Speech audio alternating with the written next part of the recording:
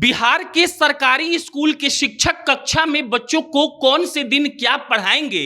अब ये बात उनको बतानी पड़ेगी और उनको इस बात का रिपोर्ट जमा करना पड़ेगा कि उन्होंने इस दिन को इस क्लास में कौन सा टॉपिक पढ़ाया है।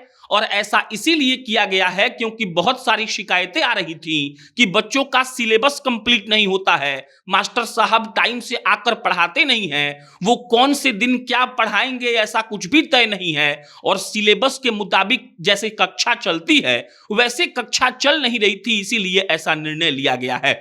बिहार के शिक्षकों को के पाठक साहब ने क्या किया है और कैसा कैसा आदेश जारी किया है ये तो आपको पता होगा।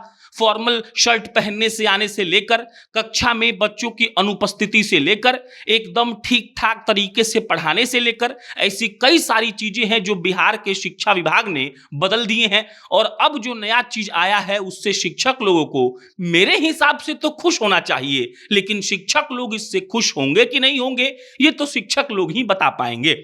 एक दिन एक शिक्षक साहब क्लास में जाते हैं, बच्चों को क्या पढ़ाते हैं, कौन से टॉपिक की पढ़ाई हुई है, इन सब का ब्यौरा शिक्षक को देना होगा और सीधा ये ब्यौरा विश्वविद्यालय जाएगा और विश्वविद्यालय में बाकायदा इसकी जांच होगी कि शिक्षक साहब ने सिलेबस के मुताबिक जो टॉपिक पढ़ाया है वो ठीक है या नहीं है। ऐसा नहीं है कि आप फांकी मार लीजिएगा, पूरी खबर आपको विस्तार से बताएंगे, लेकिन उससे पहले नमस्कार स्वीकार करिए। मेरा नाम प्रशांत राय है। ये वीडियो रोडवेज ऐप के द्वारा प्रायोजित है। रोडवेज बिहार की एक ऐसी टैक्सी की कंपनी है जो आपको आधे किराए में पूरा बिहार घूमने का मौका देती है। आपको पटना एयरपोर्ट से बिहार के किसी भी गांव में जाना हो या बिहार के किसी भी गांव से पटना आना हो, आपको प्ले स्टोर पर जाना है, रोडवेज का ऐप डाउनलोड करना है, अपना राइड शेड्यूल करना है और आधे किराए में आप पूरा बिहार घूम सकते हैं। अब आते हैं बिहार के शिक्षा विभाग के नए आदेश पर।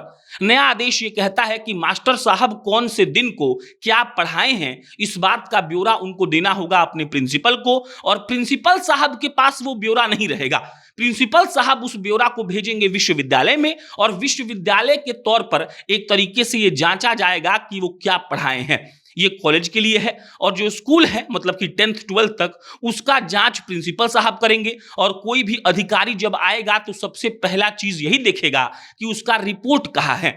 अब कौन सा शिक्षक क्या पढ़ाएगा उनको इस बात को मेंशन करना होगा बाकायदा कि हम मंडे को ये पढ़ाए, ट्यूसडे को ये पढ़ाए, वेंसडे को ये पढ़ाए, थर्सडे को ये पढ़ाए। और अगर ऐसा नहीं होता है तो समझिए कि आपके नौकरी पर खतरा मंडराने लगेगा।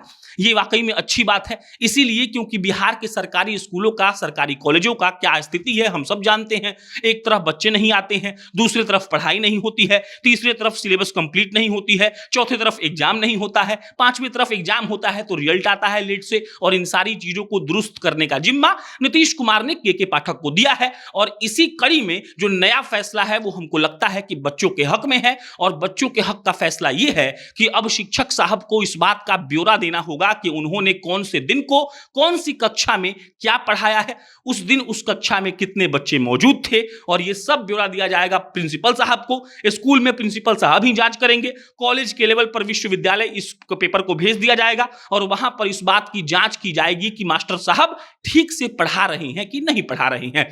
के पाठक साहब नया नियम ला रहे हैं, उनके नियम से शिक्षक लोग थर्रा रहे हैं। कई लोग गुस्सा होकर सोशल मीडिया पर अपने बारे में कुछ लिख भी रहे हैं, लेकिन असलियत ये है कि के पाठक बिहार के शिक्षा व्यवस्था को बदलने के लिए जो भी काम कर रहे हैं वो अपने आप में बढ़िया है। इसीलिए क्योंकि बिहार के सरकारी स्कूल की स्थिति किसी से छुपी हुई नहीं है और बिहार के सरकारी स्कूल में क्या होता है ये हम सब लोग जानते हैं। बाकी के पाठक और शिक्षा विभाग को बहुत बधाई कि आप इतना शानदार काम कर रहे हैं। अगर वाकई में इस पहल से बिहार का शिक्षा व्यवस्था, बिहार का सरकारी स्कूल का शिक्षा व्यवस्था सुधर जाए तो इससे बढ़िया कोई बात हो ही नहीं सकती है। इस पर कोई अपडेट आएगा हम आपको इत्तला करेंगे। मेरा नाम प्रशांत है। बहुत बहुत धन्यवाद।